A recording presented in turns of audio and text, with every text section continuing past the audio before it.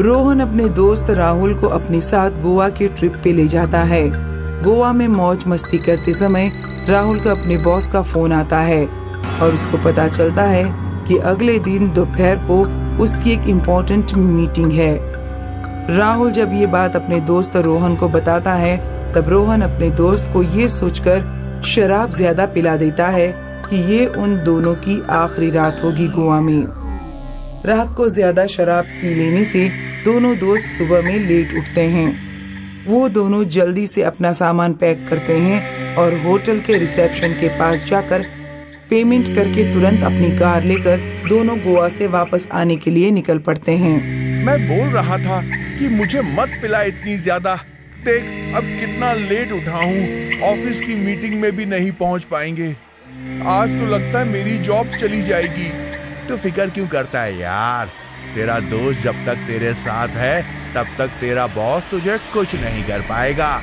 मुझे तेरे साथ आना ही नहीं चाहिए था। तू बॉस की तो बात मत ही कर। जब दोस्त ही इतना गंदा मिला है तो उसमें बॉस क्या कर सकता है। तू फिक्र क्यों करता है, तेरे दोस्त को एक शॉर्टकट रास्ता मालूम है, तुझे समय पर पहुंचा दूंगा, फिक्र मत कर।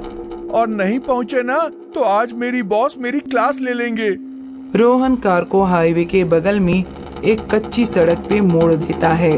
कच्ची सड़क के दोनों तरफ घटादार पेड़ पौधे थे और रास्ता एकदम सुनसान था। दूर तक कोई दिख नहीं रहा था। थोड़ी देर कार ऐसे ही कच्ची सड़क पे चलती रही और अचानक से राहुल के कान में पेड़ पौधों के बीच से अजीब सी चीख सुनाई पड़ी। वो तुरंत घबरा गया। उसने अपने दोस्त को ये बताने से पहले सोचा कि कल रात को ज्यादा पी ली थी, इसी वजह से उसके सिर में दर्द हो रहा था। शायद उसकी वजह से ये सब उसके साथ हो रहा होगा। तभी बीच रास्ते में कोई औरत कार के आगे आ जाती है और जोर की ब्रेक लगाकर रोहन चीख उठता है। कार एकदम से रुक जाती है। क्या हुआ रोहन? कोई औरत कार के नीचे आ गई यार। क्या? दोनों कुछ सोचे बिना ही कार से बाहर निकल जाते हैं और कार के पीछे की तरफ रास्ते में देखने लगते हैं, लेकिन रास्ते में कोई भी नहीं था। रास्ता एकदम खाली था। किसी को भी नहीं देखकर दोनों ने राहत भरी सांस ली और एक दूसरे की तरफ देखने लगे। अब दोनों की आंखों में खौफ साफ साफ दिखाई दे रहा था। दोनों तुरंत कार के अंदर जाकर बैठ गए। अब रास्ता पहले से भी अधिक भयंकर दिखाई पड़ रहा था। क्या तू कभी पहले इस रास्ते से गया है? पहले कभी तो नहीं, लेकिन ये शॉर्टकट के बारे में मैंने सुना था। तू एक दिन मरवाएगा मुझे। तभी उसके कार की खिड़की पे कोई दस्तक सुनाई पड़ती है। दोनों एकदम से डर जाते हैं। रोहन कार की खिड़की का कांच नीचे की ओर करता है तो बाहर खूबसूरत एक लड़की खड़ी होती है। क्या आप मुझे आगे तक लिफ्ट देंगे? मेरे भैया बस थोड़े ही आगे खड़े हैं। दोनों एकदम घबराए हुए थे और दोनों के पास कुछ सोच या समझ पाने का समय नहीं था। इसके बीच रोहन ने सिर्फ अपनी मुंडी हिलाई कि तुरंत वो लड़की कार के अंदर आकर बैठ गई। क्या सच में तुम्हारे भैया आगे खड़े हैं? हाँ, बस थोड़े ही आगे खड़े हैं। ये सुनकर दोनों दोस्त ने एक दूसरे के सामने देखा और सोचा कि चलो कोई तो ये रास्ते पे मिला। एक लड़की ये रास्ते पर नहीं डर रही थी तो हम क्यों डरें? ऐसा सोचकर दोनों फुसफुसाने लगे। मुझे पता है कि आप दोनों क्या सोच रहे हैं। अरे ऐसी कोई बात नहीं है, हम तो। रोहन इतना बोलकर कार के मिरर में देखने लगा तो वो एकदम से चौंक गया। कार चलाते उसके हाथ कांपने लगे और उसकी आंखें फटी की फटी रह गईं। वो एक शब्द भी आगे कुछ नहीं बोल पाया। उसने कार के शीशे में उस लड़की का भयानक रूप देख लिया। रोहन तुरंत पीछे मुड़कर उस लड़की को देखने लगा, लेकिन तब वो लड़की पहले जैसी ही थी। रोहन अपने दोस्त को बताने के लिए थोड़ा फुसफुसाया और दोनों ने पीछे मुड़कर लड़की को देखा। तुम्हारे भैया कहाँ हैं? बस अब थोड़ा ही आगे। इतना बोलकर लड़की का चेहरा एकदम सा नीला पड़ने लगा। उसकी आंखें सफेद होने लगी और बाल भी एकदम से बिखर गए। बस आगे ही तुम दोनों को मारने के लिए खड़े हैं। इतना बोलकर लड़की जोर जोर से हंसने लगी। तभी रोहन इतना घबरा गया कि उसके हाथों से कार का कंट्रोल छूट गया और कार जाकर सड़क के बगल में पीपल के पेड़ के साथ टकरा गई। रोहन और राहुल दोनों जल्दी से कार के बाहर निकलकर सड़क पे भागने लगे। उनके पीछे वो लड़की चुड़ैल बनकर भागने लगी। आगे की तरफ सड़क पे उन दोनों को एक चाय की पटरी वाला दिखाई दिया। दोनों सीधे चाय की पटरी की ओर जाने लगे। तभी पीछे से लड़की बोली, सुनो भैया, उन दोनों को मत छोड़ना, उन दोनों ने मेरे साथ बदतमीजी की है। चाय की पटरी वाला सोनू उसकी बात सुनकर तुरंत अपनी दुकान से एक बड़ी लकड़ी निकालता है और उन दोनों को मारने के लिए बाहर निकलता है और अपना रूप भी बदल लेता है। बहना तुम चिंता मत करो, मैं इन दोनों में से किसी को भी छोड़ूंगा नहीं। रोहन और राहुल दोनों उससे बचकर सड़क की ओर अपनी जान बचाकर भागने लगे और वो दोनों भूतिया रूप में उसके पीछे भागने लगे। तभी पीछे से तेजी में एक टांगे वाला आया। रोहन और राहुल के पास टांगा रुका। अरे तेजी से दोनों इस टांगे में बैठ जाओ, जल्दी करो। डरे हुए राहुल और रोहन दोनों टांगे में बैठ गए। दोनों की सांसें फूल रही थी। जैसे दोनों टांगे में बैठे कि पीछे वो लड़की और उसका भैया गायब हो गए। वो लड़की और वो लड़का। अब डरो नहीं, वो दोनों ही इस टांगे से डरते हैं। अब तुम्हें कोई कुछ नहीं करेगा। थोड़ी देर में एक गांव आ जाता है। गांव को देखकर वो वहीं रुक जाते हैं। अब यहाँ से अपने आप चले जाओ, मुझे किसी और को भी लेने जाना है। दोनों अभी डरे हुए हैं, लेकिन गांव देखकर दोनों ने सुकून भरी सांस ली और दोनों टांगे से उतरकर गांव की ओर भागे। उस टांगे वाले का शुक्रिया करने के लिए दोनों पीछे मुड़े। तब सड़क पे दूर दूर तक कोई टांगे वाला नहीं था। वो दोनों फिर से डर गए और तेजी से गांव की ओर भागने लगे। गांव का एक आदमी उन दोनों को सड़क से तेजी से आते देख चौंक जाता है। राहुल और रोहन भी उसके पास पहुंचकर अपनी सारी बात बताते हैं।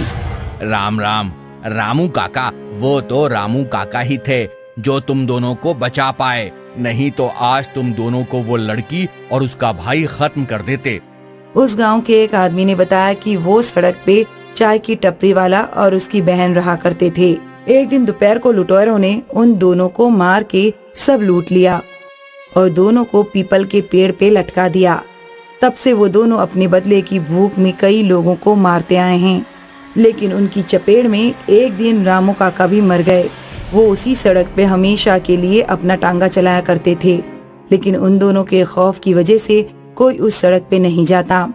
जब सबका डर दूर करने के लिए रामू काका अपना टांगा लेके गए, तब उसको भी मार दिया। तब से आज तक कोई भी वो रास्ते पे जाता तो रामू काका अपने तांगे में आकर उनकी मदद करते हैं। जब भी कोई गांव वाले को रामू काका दिखते हैं तो वो अपने हाथ जोड़कर राम राम जरूर करता है। आपको भी कहीं सड़क पे रामू काका दिखे तब राम राम जरूर करिएगा।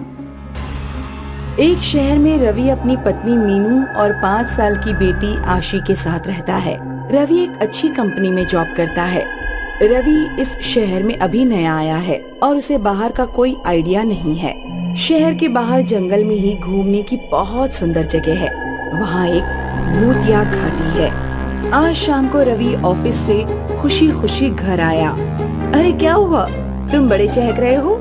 आज 2 दिन की छुट्टी मिली है और घूमने की ट्रेन की टिकट भी मिली है। लेकिन मैं घूमने शहर से बाहर नहीं जाना चाहती हूँ। क्यों, क्या हुआ? इसी शहर में ही एक घाटी है और वहाँ से बहुत अच्छा व्यू दिखता है। ये टिकट बेकार जाएंगी। आशी भी बहुत दिन से उस घाटी के पास जाना चाहती है। तुम उस घाटी के पास जाने की बात मत किया करो। मैंने उसके बारे में बहुत कुछ सुना है कि वहाँ मौतें हो जाती हैं और वो भूतिया घाटी है। तुम तो जानते ही हो कि मुझे एडवेंचर कितना अच्छा लगता है। चलो ना, चलकर देखते हैं इसके पीछे क्या है। जब सब कुछ पता है तो जान गंवाने का रिस्क क्यों लेना? मैं कुछ नहीं जानती, मुझे बस वहाँ जाना है तो जाना है। मीनू की जिद के आगे रवि भी हार जाता है और अगले दिन जाने की तैयारियां हो जाती हैं। तीनों अगली सुबह अपनी कार से घाटी के पास पहुंच जाते हैं, लेकिन घाटी बिल्कुल सुनसान है, वहाँ कोई नहीं है। देख लो, मैंने तुमसे पहले ही कहा था कि हम वहाँ नहीं जाएंगे। ये जगह सही नहीं है। तुम यहाँ की सुंदरता देख ही नहीं पा रहे हो। देखो ना, कितनी शांति है। शांति नहीं, कहर है। तुम फालतू में ही डर रहे हो और बच्ची को भी डरा रहे हो। अच्छा, मैं डर रहा हूँ तो ये बताओ कि यहाँ एक भी आदमी क्यों नहीं है? सब तुम्हारी तरह होंगे जिनको शांति पसंद नहीं होगी। आप दोनों झगड़ा क्यों कर रहे हो? अच्छा ठीक है, पहले आप फैसला कर लो, तब तक मैं दूर जाकर बैठती हूँ।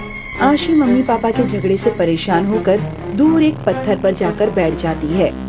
वो दोनों अभी तक झगड़ा कर रहे हैं। तभी उन्हें आशी के चीखने की आवाज आती है। वो पीछे मुड़कर देखते हैं तो आशी पत्थर के साथ ही घाटी में गिर गई है। आशी!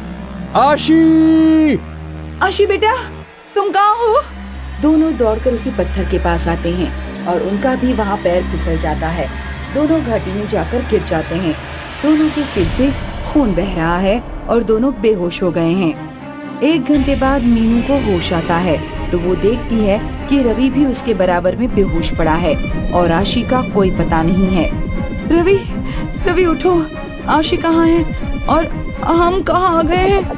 मैंने तुमसे पहले ही कहा था कि इस जगह मत जाओ। अब हमारी बच्ची को कुछ हो गया तो हम क्या करेंगे? मैंने ही किसी की बात नहीं मानी थी। दोनों आशी को घाटी में खोजते रहते हैं लेकिन आशी का कुछ पता नहीं चलता और शाम हो जाती है। दोनों भूखे प्यासे हैं और थककर घाटी में ही गिर जाते हैं। तभी आशी के चीखने की आवाज आती है। मैंने अभी आशी की चीख सुनी। हाँ, मुझे भी आवाज आई। इसका मतलब हमारी बेटी इसी घाटी में हमारे आसपास ही है। मीनू सामने देखो, वहाँ कोई है। मीनू सामने देखती है तो एक चुड़ैल जिसके बाल बिखरे हैं, दांत बाहर निकले हैं, उसका पूरा मुंह खून से सना है और वहाँ तेज हवाएं चल रही हैं और बहुत डरावनी आवाजें आ रही हैं। दोनों बुरी तरह डर जाते हैं। ये घाटी हमारी है, हम यहाँ किसी को आने नहीं देते। हमारी बेटी हमें वापस कर दो, हम फिर कभी नहीं आएंगे। ये मौत की घाटी है, यहाँ से वापस नहीं जाया जाता। आप हमें जाने दो, हमारी बेटी हमें दे दो। ए चुप, मुझे शोर पसंद नहीं है। मैं शोर करने वालों को हमेशा के लिए सुला देती हूँ। जब मुझे इस घाटी में रात को अकेले आते हुए मारा गया था तब मैं भी बहुत रोई थी। तब सबसे जान की भीख मांगी थी लेकिन मेरी किसी ने नहीं सुनी। अब मैं किसी को नहीं छोड़ूंगी, मार दूंगी, मैं सबको मार दूंगी। उस छोटी मासूम बच्ची ने क्या बिगाड़ा है आपका? मानव को मारना अब मेरा शौक बन गया है। मुझे इस सब में बहुत मजा आता है। चुड़ैल मीनू और रवि के सामने आशी को मार देती है और मीनू और रवि की भी गर्दन दबाकर हत्या कर देती है। पूरी घाटी चीखों से गूंज उठती है।